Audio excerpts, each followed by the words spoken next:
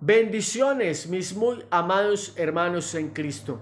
El Evangelio de Juan, capítulo 17, versículos 20 en adelante, nos dice: En aquel tiempo, Jesús, levantando los ojos al cielo, oró diciendo: Padre Santo, no solo por ellos ruego, sino también por quienes creerán en mí a través de la palabra de ellos, para que todos sean uno, como tu Padre en mí y yo en ti, que ellos también sean uno en nosotros, para que el mundo crea que tú me has enviado. Palabra del Señor.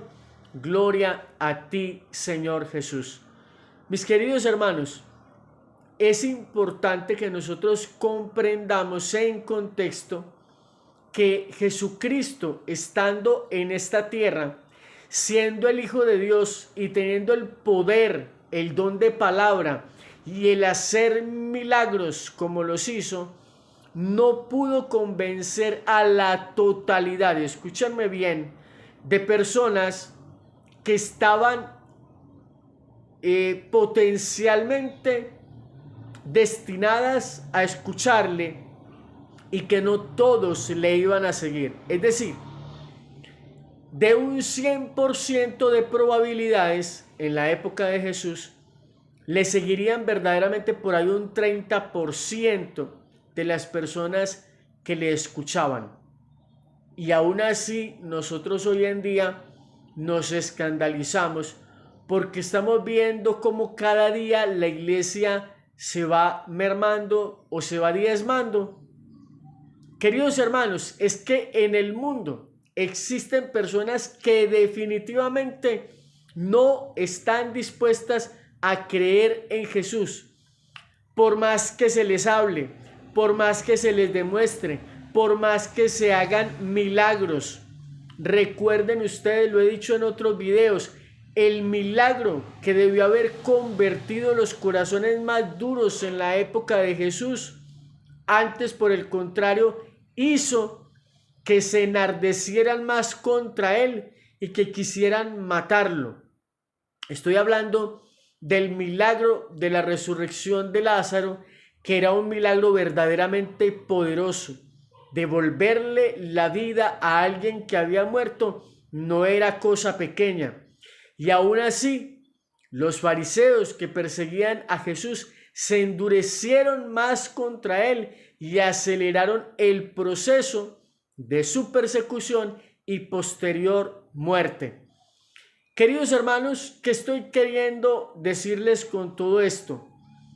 El sentimiento de Jesús, la oración de Jesús, es porque Él está llamando a unos discípulos, los está formando y les va a encomendar una tarea de ir al mundo para predicar su palabra. Y Jesús está manifestando su más profundo deseo, que todos sean uno.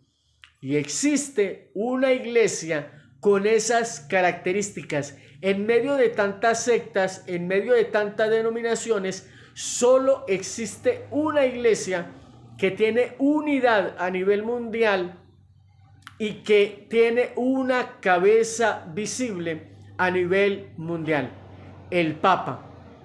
En ese momento, Pedro, cuando Jesús se va de este mundo, Jesús, como cabeza divina de la iglesia, que sigue siendo y no va a dejar de ser nunca la cabeza divina de la iglesia, eligió entre sus discípulos a uno para que fuera cabeza humana, visible de la iglesia.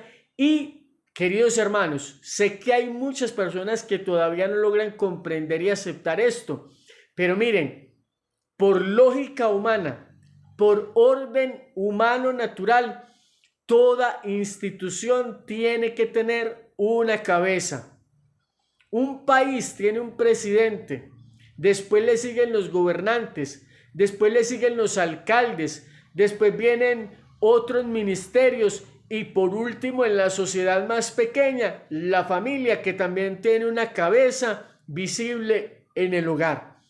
Toda institución tiene que tener una cabeza que le dé orden a esa institución. Y la iglesia, creada por Cristo, no es la de menos. Y la única iglesia que tiene esa autoridad, esa cabeza y esa unidad visible a nivel mundial es la Iglesia Católica. Y el deseo de Jesús es que todos los que han escuchado hablar de Él, porque Él envía a sus discípulos a predicar y les dice: quien a ustedes escuche, a mí me escucha; quien a ustedes rechaza, a mí me rechaza; y el que me rechaza a mí está rechazando al que me envió. Qué bueno que nosotros podamos comprender esto, mis amados hermanos, para que abramos nuestro corazón y nuestra mente y comprendamos también que la iglesia que Cristo fundó desde el comienzo no es perfecta, porque sus discípulos no son perfectos, aunque es perfecta por su fundador. Qué cosa tan extraña, pero es cierto. La iglesia es perfecta porque Cristo es su cabeza, pero es pecadora porque nosotros somos imperfectos.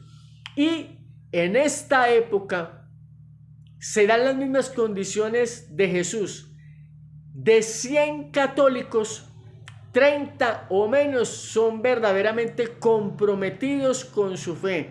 Si esto lo amplificamos a nivel mundial, hablando del 100% de los católicos, entendemos que realmente también, como en la época de Jesús, un 30% o menos están caminando verdaderamente en su fe. Pero este texto lo que nos quiere mostrar es que a lo largo de la historia, desde que Jesús llama, forma y envía a sus discípulos a predicar hasta el día de hoy, esa iglesia ha tenido una cabeza visible, que es el Papa. Y además de eso tiene una unidad.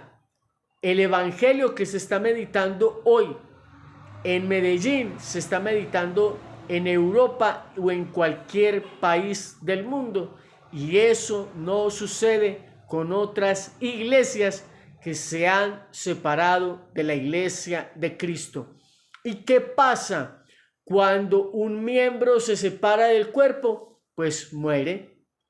Cuando algunas personas se separan del cuerpo de Cristo, comienzan a languidecer y van muriendo lentamente en el camino, porque no tienen la savia que Jesucristo ha dejado en su iglesia, y esto es un acto de fe. Y que también comprendamos razón por la cual siempre a lo largo de los tiempos y de las épocas han querido destruir a la iglesia católica, y que no la hayan podido destruir hasta ahora. Y eso no quiere decir que el día de mañana la iglesia se vea más reducida y más menguada de lo que está hoy. Pero también Jesucristo dice en el Evangelio: quien persevere hasta el fin se salvará. Bendiciones.